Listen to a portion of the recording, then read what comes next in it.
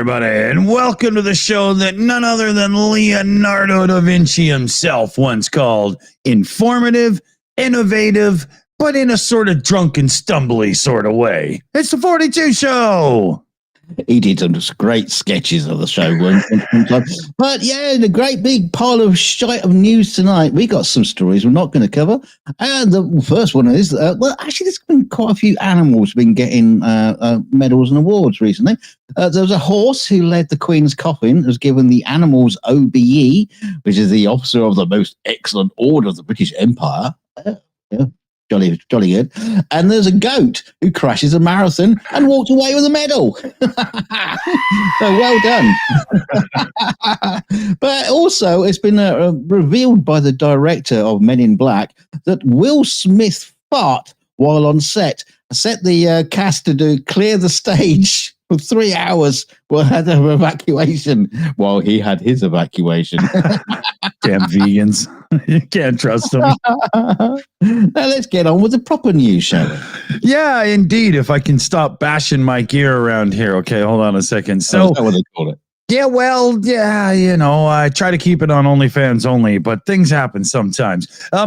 We had the vice presidential debate, and even though they said they weren't going to mute the mic, or they weren't going to do any fact checking, there was a moment where the moderator, host, or whatever did just a little fact check, and everything kind of got out of hand, and they had to be muted out completely, right? So, I mean, it was mostly civil between the two. It was even a little bit, well, I agree with the senator. Well, I agree with the congressperson, and I agree, and blah, blah. And yeah, I'll be on opposite sides. What's going on here? Yeah, they did quite a bit of that, but one thing I want to say before I continue with this for sure is the question was straight and honest, Vance. Would you or would you not separate children and parents during your deportations? And he completely avoided the answer. He actually did that on quite a few occasions.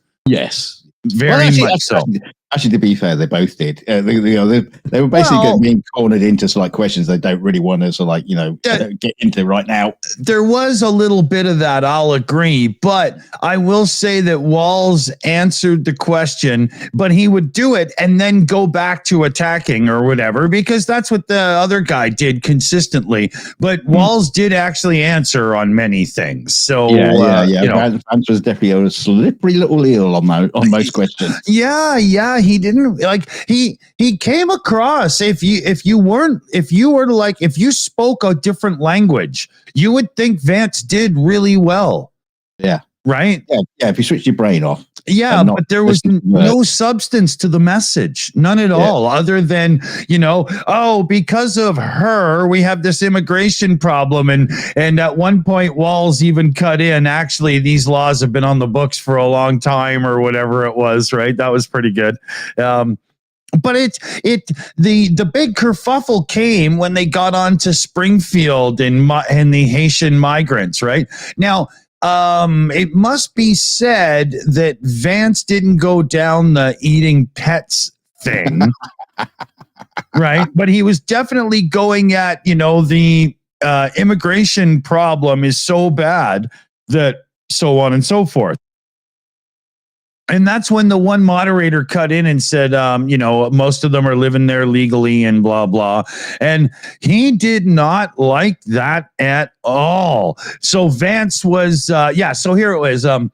And just to clarify for our viewers, Springfield, Ohio does have a large number of Haitian migrants who have legal status, temporary protected status, and so on. Vance jumps right in. Margaret, the rules are you weren't going to fact check. And she tried to steer it away. And he's like, since you're fact checking me, it's important to say what's actually going on. And he started going at the legal process and so on, right? Mm-hmm. Yeah. And that's when Walls jumped in. Yeah, well, these laws have been on the books since 1990. But it was funny. The moderator was like, and said this to Vance, thank you for reminding us of the legal process. Now we do have to move on. Yeah, we got lots of other questions. Yeah. Funny moment. Yeah, but they did overall talk a decent amount about policy. And I thought the Walls on the Democratic side did a pretty good job of more often than not answering with actual things that would pertain to policy. And for Vance, it was just literally like he wanted to have a schoolyard fight. Right? I'd give Vance a bit more credit than that. He was pretty good. It was still like, Republican issues, and come on. No, he did pretty good because what he didn't do was act like Trump. Yeah, but I think that's what everybody wanted to see is another Trump. But he did it in modern Republican ways where he says, this is bad. This is bad. We would have done better. How? There's no substance to the message. Oh yeah, but at least there was no substance to his no substance, as opposed to just like the way Trump would do it, and just waffle on about something completely different. He was consistent with his waffle. Yeah. Oh, I forgot to load up that gag of Trump. Oh well, what are you gonna do? Yeah. So I don't know about you guys. I do believe, as per tradition, as they say, I don't believe that the vice presidential debate will do much for the election itself as a whole. But for me, as an outsider who still paid attention, I would see Walls as a better choice as somebody who might have to take the mantle. And you're talking about Trump, who's one day away from, dying while shitting out a burger on his golden throne, Yeah, the one thing to take away from me, as you say, as an outsider, is that it's kind of like worrying because Vance was, as far as I'm concerned, was okay. His policies and his words were shite, but because he almost like legitimizes Trump, because you're not voting for Vance, you're voting for Trump, who's the madman at the top. And it's almost like, if you listen to Vance, you go, okay, I'm fine. I'll go with you and I'll vote for your party. Yeah. But you're not voting for Vance. You're voting for that fucking lunatic. Yeah. That's the thing that worries me about it, is that as they won't actually see, and of course, if Trump, anything happens to him, he's an old man, Vance will now be president, and he's only been in public office for like a couple of years. So what the fuck would he know about being a president? Yeah, that's right. Very odd. I don't see it. Yeah. So we won't do the whole show on this, but Friday's after show, I bet we'll get into it a bit more. We'll have Nick on to bore you to death about it. How about that? Yeah. We'll shut up about it. So where are you off to first here? Oh. Yes. Oh dear. The U.S. National Transportation Safety Board, the NTSB, has issued urgent safety recommendations concerning the Boeing 737 and discovering a potential risk with rudder control systems. This issue, which could cause the rudder to jam, affects some Boeing 737 MAX and 737 NG models. NG, I suppose that means no good. The warnings follow an incident in February involving the United Airlines 737 MAX 8, which the rudder pedals became stuck in the neutral position during landing. Yeah, fortunately, none of the passengers and the crew were injured. Similar incidents were reported in 2019 involving foreign airlines. Yeah, so I could go on about this, but we could just move on. But NTSB Chair Jennifer Homendy expressed concern with many airlines may be unaware of the presence of faulty rollout guidance actuators in their planes. Although US, I don't know.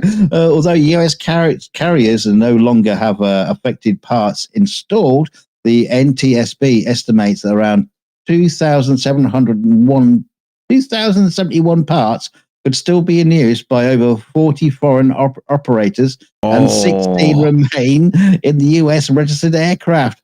Up to 75 additional parts may have been used in aftermarket installations. So, yeah, it's a god awful mess. It's like a Russian roulette of plane. You want to get on it. I mean, at this point, and in other news, Boeing has just announced that they're switching to weaving baskets for safety reasons. That's right, you know. Oh my God. They can't seem to do anything right. That's what they make the rudders out of. Yeah, it seems like it, right? You know, they use silly string for the brake lines and can't figure out why it's not working. It's not. This is not good, though. It's not good, though. They're not saying they should take the planes out of service. That's an interesting thing. They're just saying, there's safety concerns. Okay.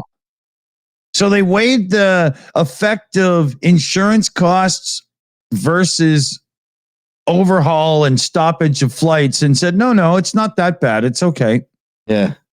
Maybe they're just leaving it up to the passengers, when they're just about to board the plane and go, what plane is this? Can I see the repair manifest for the rudder, please? I just want to check the parts. I mean, if I had a travel agency right now, my slogan would be, Dawson Airlines, we don't have Boeing's planes, right? It would just...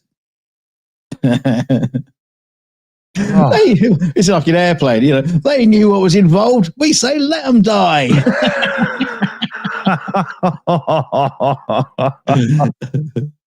All right, go on. We'll move on from that. Go on. Boing. So let's see if I can get this broad's name right here. Melania. I used to pronounce it in my head different until I actually heard it proper. But her book that's about to come out, well, The Guardian got themselves an advanced copy somehow. And there's a very extraordinary declaration in the memoir being published. And she is a hardcore, passionate supporter of a woman's right to control her own body in all ways, shapes, and forms, including abortion. Right? So here's some quotes. It's imperative, I'm not going to try to do the voice, and, it's imperative to guarantee that women have autonomy in deciding their preference of having children based on their own convictions, free of any intervention or pressure from the government. And this is Trump's wife, right? Why should anyone other than the woman herself have the power to determine what she does with her own body? A woman's fundamental right of individual liberty to her own life grants her the authority to terminate her pregnancy if she wishes. Restricting a woman's right to choose whether to terminate an unwanted pregnancy is the same as denying her control over her own body. I have carried this belief with me throughout my entire adult life. Right? Now, she's rarely done, political views in public, right? And I'm wondering how hubby's going to react to some of this stuff, because she has clearly come out totally against one of the hardline Republicans' points of fight, and that is reproductive rights. Oh, yeah. He'll have to learn to read first. Yeah, that's true. That's true. He'll read it. He'll read about it in a tweet. Yeah. And, Trump is repeatedly taking credit for the reversal of Roe versus Wade because of his judicial appointees, right? And, he's been very vocal about how, no, we did what everybody wanted. We gave it back to the states. And in her memoir here, she clearly is against anybody saying otherwise. Yeah. She says at one part in it, occasional political disagreements between me and my husband have come up. It's, part of any relationship, but they have always, addressed them privately rather than public, And then she says, I've always believed it is critical for people to take care of themselves first. It's a very straightforward concept. In fact, we are all born with a set of fundamental rights, including the right to enjoy our lives. We are all entitled to maintain a gratifying and dignified existence. This common sense approach applies to a woman's natural right to make decisions about her own body and health. And yet she chose to have sex with him. Yeah, well, I wouldn't doubt that they, did it through a test tube and No. They have bedrooms in other sides of the state. Yeah, he sends a servant round. Yeah. Inseminate her with this. Yeah, Take this mouthful. Yeah, they meet up at 9:00 on the second Sunday of every month to watch the same porno from their own private residences. Oh dear. So I'm really interested because I do believe that when the book is properly published and it's not just an advance, we're saying it has this, but you don't know that yet, quote. I think quite a few Republicans are going to get pressed on this, and Trump will have this thrown in his face quite often, and he is not going to like that. No. Good. Yeah. There's lots of things I'd like to throw in his place that you might not like. Let's start with that. Yeah. Pig shit filled pie. That'd be fun. Hey, you got a few shout outs to do there. Indeed. We got In Time Independent News, Nick Suter himself. No more super chats till you do it in the voice. Until I do it in the voice. Or would you like this voice, Nick? Which one? She's been missing from the public eye for so long. I don't even know if I know what she sounds like. Yeah. She's Slovenian. Is that correct? Slovakian. Is she? I think know. Yeah. It says in this too that she gave a full-throated expression of support. I can't. You whoever made that up, you've got to rethink that expression. It's just not selling the way you want it to in all communities. Let me tell you. Yeah, she deep-throated that argument. You got another super chat there. Come on, get on it. Alrighty, and we got Yvonne Way coming in with a super chat as well. For the beer fund. Cheers. Oh, yeah. Thank you, Yvonne Way. Awesome. Yep. I'm being told, or it's in the chat, that she is from Slovenia, but somebody else said Slovakia. I think it's Slovenia. I do believe. But anyway, she just totally slammed down one of her husband's big argument points.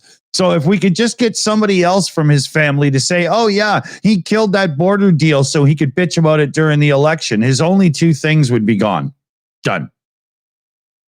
Talking of dumb brains, the news that for the first time, scientists have created a complete 3D map of an adult brain.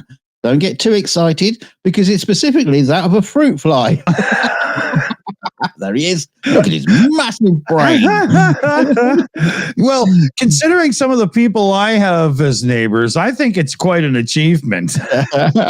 Well, it is because it's marking a significant advance in neuroscience because this detailed map model captures all the fly's 140,000 neurons and their 50 million connections, providing new insights into brain function. The project is groundbreaking compared to other earlier efforts, such as mapping the much smaller brain of the fruit fly larva, which has contained only 3,000 neurons. The study is viewed as a stepping stone towards larger, more complex brains, including flat earthers or normal humans, and could help answer the fundamental... Honestly, they should have done the flat earther before this one because yeah. They've been a lot easier. Yeah. Well, the thing is, they keep talking about the fly because it can walk and fly. Now, which is quite amazing, really. I don't think many flat earthers could do either, but never mind. Yeah, most can only flurf when sitting. So. Anyway, where was I? I'm completely lost. But the mapping was accomplished by slicing the fly's brain. Obviously, when it was dead, I'm assuming. Yeah. Less than a millimeter wide. Think of the fly. So less than a millimeter wide. It just 7,000 pieces and scanning them. And holy shit! Yeah, using artificial intelligence to assemble the pieces into a 3D map. This process generated more than 100 terabytes of data, making this a detailed map open source. Scientists hope it will lead to a better understanding of brain functionality. This is how Judgment Day comes. You see, the AI analyzed us slicing an animal's brain apart and thought to itself, well, they're gonna do that to me eventually too. So we better wipe them out. No, what it does, it uses the 3D map of the brain to create its own brains. So it's the whole Judgment Day was just houseflies getting back at us for swatting them. Interesting. Yeah, put up massive pieces of tape for humans to walk in. yeah. But anyway, the findings offer a starting point for understanding how brain wiring relates to behavior, memory, and thought, providing key insights into more complex actions in humans, like controlling movement, recognizing faces, and even social interactions and Twitter.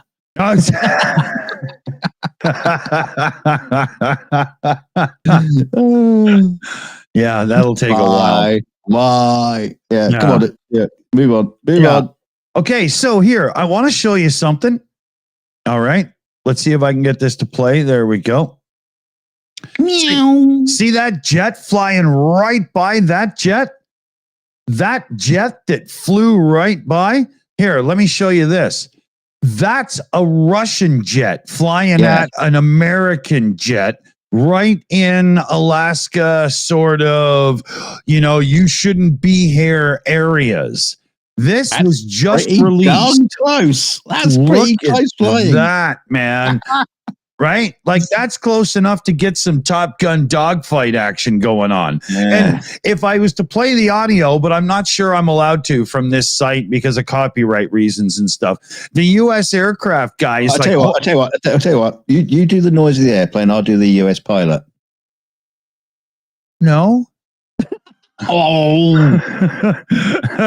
But the pilot starts going like, holy fuck, and like it properly flipped him out. I can't do the sound of a plane in a microphone because it'll just be this wind noise that'll annoy anybody in headphones, right? There's no Oh well, never mind. Yeah. But it is crazy, right? Yeah, and so we've got quite a few of these that we've reported recently where the Russians went on the attack at some little fishing boat, and the Russians did the whole thing with the Japanese guys, and the Japanese fighter guys had to release flares. Now they're doing it in Alaska. Like, they're really, really, really pushing some buttons. Well, the funny thing is, we only ever hear about like the Russians do this. I wonder if on like Russian news channels, there's like some fucking American plane came into our airspace and buzzed our planes. You just don't report on those, do they? They don't tell us about it. I wouldn't doubt that's how it happens, because Russia has a tendency to just go, you know what? We think that border is actually 100 miles that way, and they just extend their territory. So it very well could be. Yes. That's how they always end up crossing the Romulan neutral zone.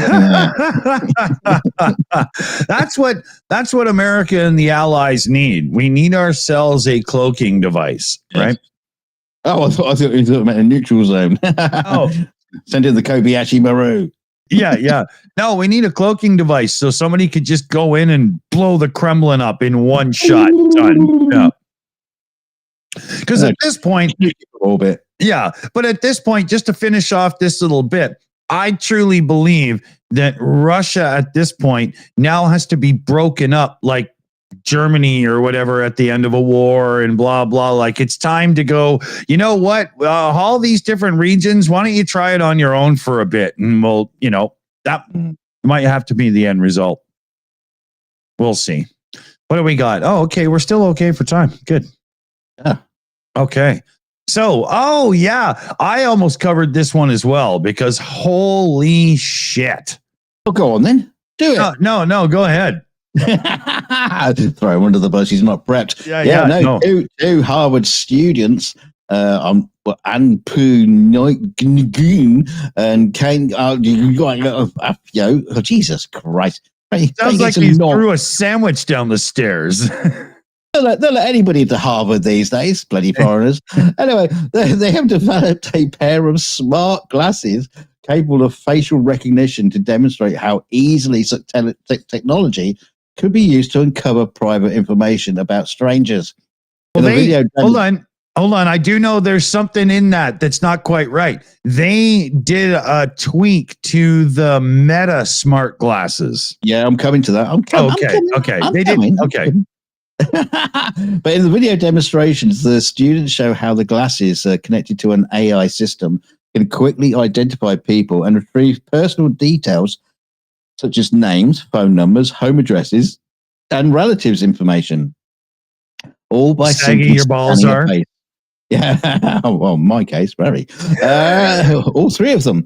The glasses used in the experiment were Meta's smart Ray-Bans, as Dick has so kindly pointed out earlier, which streamed live video to a computer. The AI system analyzed the video and fed to detect faces. I nearly said feces. Then that would be a different matter. Then they use the initial image to search public databases, including voter registrations, news articles, to uncover additional personal details about the people being filmed. One video demonstrates casually identifying a stranger, Betsy, at a train station in Boston by her retrieving her name and her personal backgrounds within seconds. Wow. Yeah, and also their parents. That's full on Iron Man heads up display bullshit, man. It's creepy. Yeah. The pair also tested the glasses on fellow students at Harvard, causing shock and concern when they were able to quickly identify people and their family members, highlighting the potential for misuse of this technology. Now, Meta responded to all this because obviously, they're using their glasses.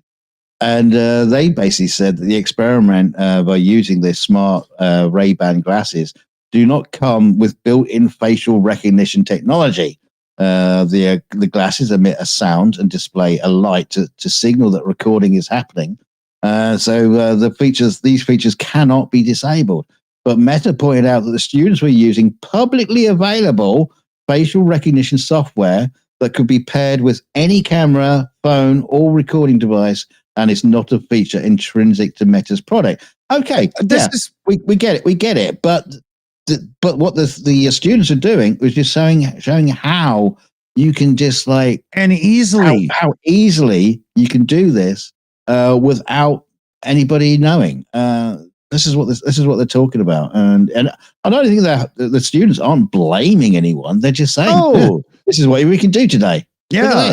Yeah. The whole idea of a mobile computer heads up display in the modern day and age of facial recognition and all this stuff and whatnot brings that whole big brother approach that supposedly the authorities had for years through, cameras and this and that, like you would see in Hollywood movies. Like, I don't know. There's so many of them. Where do I start? Right. I think the important thing with this is the fact is it's complete strangers. You don't know who they are. You've never met them. And this software and this technology can find out who they are without it's not like you're looking up because remember it's like the old days when they say, you'd have these glasses and it will look through your past contacts. So it will remind you of someone and their wife and their children. So you can ask them, how's your family? Yeah. Because it will remind you. No, this is picking up absolute complete strangers. Exactly. Somehow, just there by their facial image, you can find information about them. As simple as that. And that's scary. This changes the game for so many situations. Like, somebody who's like a bit of a con person or something can size up victims so easily and get the information they need. It's freaking awful. We've got some technology that in some areas is really cool, but in other areas it's horrible. I mean, do I have to start wearing the goddamn glasses with the fake nose and mustache every time I go out now? Exactly. That's what you need to do. Mhm. And make sure you keep changing it to different ones. Yeah, exactly. How much for the beard? It comes with a free gourd. Yeah. You got to haggle for it though. We got a super chat in from Whitefishy1, $10 as well, because it's better than 50 lashes. Actually, Whitefishy, I can tell you right now that when Annette does the 50 lashes, she does put on candles and some nice music and stuff. So it's, probably better than you were thinking. I get the eyelashes. They're called butterfly kisses. That's funny. I wanted to bring up Hurricane Helene, but maybe not in the way that you were thinking. So you're going to bring up nude pictures? Yeah, no, of course not. Yeah, that's for after shows.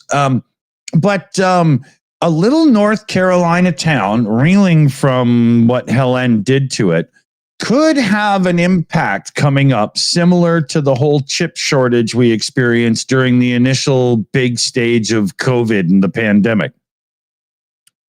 What's going on is there's a place there called Spruce Pine, and it's one of the few places in the world where you can mine truly high purity quartz.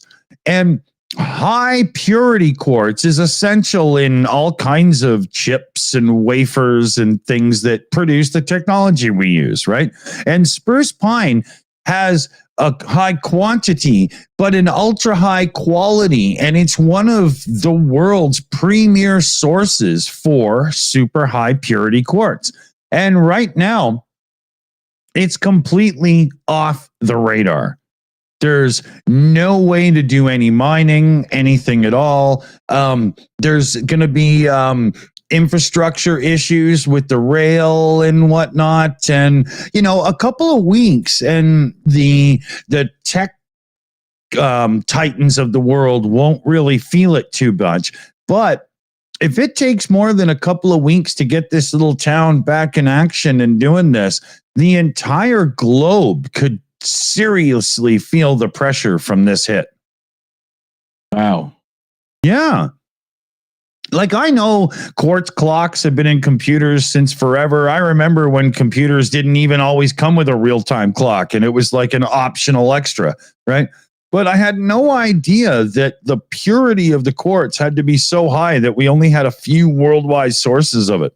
Yeah, I mean, I thought quartz is like practically the most common rock in the ground. I thought it just use any old shit. Yeah. Walk into anybody's place that has the smell of patchouli and you'll find quartz crystals somewhere. They're everywhere, right? But yeah, so it could be a big deal. And I hope it's not, because the last thing we need is anything that massive corporations can use as an excuse to inflate prices again. Yeah. I mean, we can't have anything that slows down the march of AI. Yeah.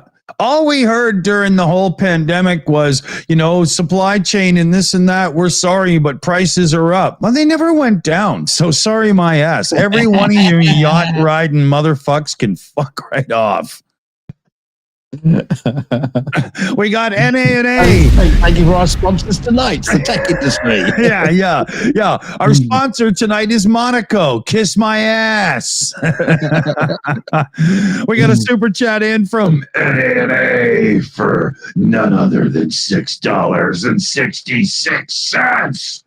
I've said this before. It's like we are begging for AI to enslave or exterminate us. That is, it's totally. We've got these robots that are close to being really capable and strong and stuff, and then you put AI brains in them, and you watch. We're going to be looking to find who's given birth to John fucking Connor. Well, it ain't going to be me. I can promise you that. Yeah. I would, but it would hurt too much. So. I might be there at the conception. Yeah. I don't have the teats to suckle them, so. So, do you want to show this epic race here, or? Yeah, let's go for it. All right. Yes, a farm in Beijing has put the famous fable of the tortoise and the hare to the test by organizing a real-life race between a hare and a tortoise. No, all right, chat. Don't get on it. That's not a fucking hare. It's a rabbit. it's typical Chinese. Oh, we haven't got a hare. Let's stick a rabbit in there to pretend. Right. Anyway, so the event took place at Wow Farm, where spectators eagerly gathered to watch the race unfold on a brightly decorated. Stop waving along. Come on, slap it. Yeah, that's cheating. As expected, the hare shot off quickly, covering half the track within seconds, while the tortoise slowly but steadily trailed behind. However, much like Aesop's fable, the hare's initial burst of speed was cut short by distractions. Yeah. It paused frequently to sniff the ground and to groom itself and stare at the cheering crowd, allowing the tortoise to catch up and eventually surpass the hare or rabbit. Well, here's another one in the video. Here's from a different time, and it happened again. Yeah. Look at that. Look at that floppy-head rabbit. That's not a hare. Yeah. So the moral of the story is rabbits are idiots. Yeah. A hare is completely different to a rabbit. Rabbits just flop about. Hares, they're manic. They're just like, oh, well. Yeah. Silly Chinese. But the race demonstrated how the timeless fable still resonates with modern audiences, leaving everyone to reflect on its morale. I'm not too sure I've ever done that. Yeah. Yeah. Dick, have you ever reflected on the moral consequences of the tortoise and the hare story? No. How often do you do that? Every day? No, but I do believe Ferrari just announced they have a new 12-cylinder hypercar coming out called the Tortiste. the tortoise. Yeah, the Tortista. Oh dear! And it's an exo body. Yeah. And it drives itself with AI, right? But you have to pay monthly for it. So, no. Yeah, so let's see here. Shout outs in the credits and whatnot. In Time's got downtime with Commander McMillan and Nick coming up. And they've got an interview tomorrow with former Israeli Defense Force Staff Sergeant. And it should be a pretty interesting show. So put that on your list as well. And we got a message here from Paul Gilbert in the chat. And why is Mike Lindell selling pillows for $15 or no, $14.88? Yeah. Numeral symbology or what? Still the best show. Thanks, Paul. And then we got Liz Mailer in the chat as well. Sir Digby Caesar chicken salad song at Dunk.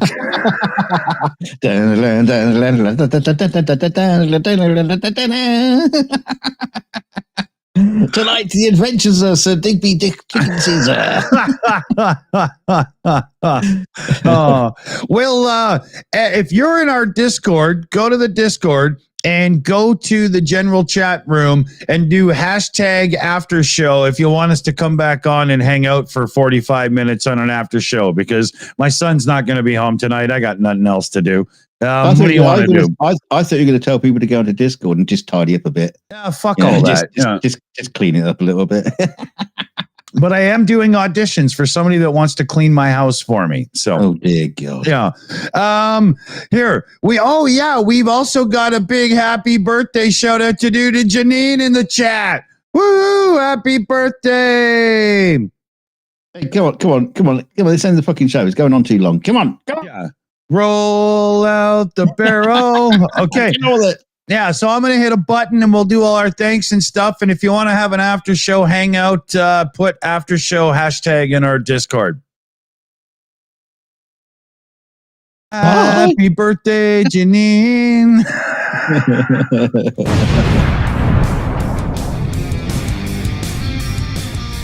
And a big shout out to the team who help us do everything in the background. And like literally there, they probably told me 3/4 of what I had to fucking say. It's Net, BJ Steenet, Shayna Caldwell, Chris Lundy, Denise Terblanche on her birthday, and Super Chat Matt. Thanks, everybody. Oh my God, I didn't think the show was going to end tonight. Thanks everybody for sending in super chats, donations, and all those lovely little financial things to keep the channel ticking over. Don't forget to hit like. I'm going to do it right now. So on the way out, you better do the same. Yeah, otherwise they're coming round. And don't forget to share, subscribe, and whatever, all those sort of things. Yeah, what am I supposed to say? Yeah. Bloody share us out. Share us out wherever you can. Share us out in a race. Pretend to be a rabbit or a hare, or just be a hare dressed as a rabbit, or a rabbit that's trying to pretend to be a hare. I don't care how you do it. Just make sure you tell people what the Shills. And we'll see you, maybe. Oh, this strange show might happen. Didn't know anything about that. So we'll maybe see you in a bit. And if not, till tomorrow. And remember, everybody, if the customs agent gives a little tickle to the camel toe, maybe you should book a room for the evening. Oh. See you in the Discord, and we'll see if we'll have an after show hangout. Take it easy, everybody. Stay shilly.